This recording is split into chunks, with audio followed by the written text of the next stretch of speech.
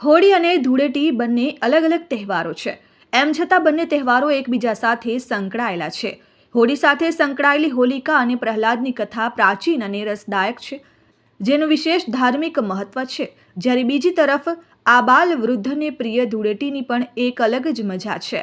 આ પરંપરાને પ્રતિવર્ષની જેમ ઉજાગર કરવા ઓલપાડ તાલુકાના ક્લસ્ટર રિસોર્ટ સેન્ટર કરંજ સંલગ્ન પ્રાથમિક શાળાઓમાં હોળી ધૂળેટી પર્વની ઉલ્લાસભેર ઉજવણી કરવામાં આવી હતી.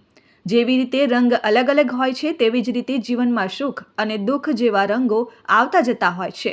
આ રંગો સાથે આપણે રમીને જીવનનો આનંદ માણવો જોઈએ, એવા શુભ સંદેશ સાથે કરંજ, પારડી ઝાંખરી, મંદરોઈ, નઘોઈ, જીણોદ, કમરોલી, મીંઢી, મોર, ભગવા તથા મિર્જાપુર ગામની પ્રાથમિક શાળાઓમાં બાળકોએ અવનવા રંગોની બૌછાર સાથે મન ભરીને ધૂળેટીની મજા માણી હતી.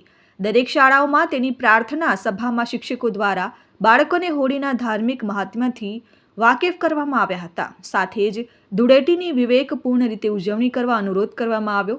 આ તકે કરંજના CRC કોઓર્ડિનેટર વિજય પટેલ, કેન્દ્રાચાર્ય જાગૃતિ પટેલ, ઓલપાડ તાલુકા પ્રાથમિક શિક્ષક સંઘના કાર્યવાહક પ્રમુખ ગિરીશ પટેલ તથા ઉપપ્રમુખ ચિરાગ પટેલે સૌને રંગોત્સવની હાર્દિક શુભેચ્છાઓ પાઠવી હતી. Jignesh Thakor, RN news, Olpad.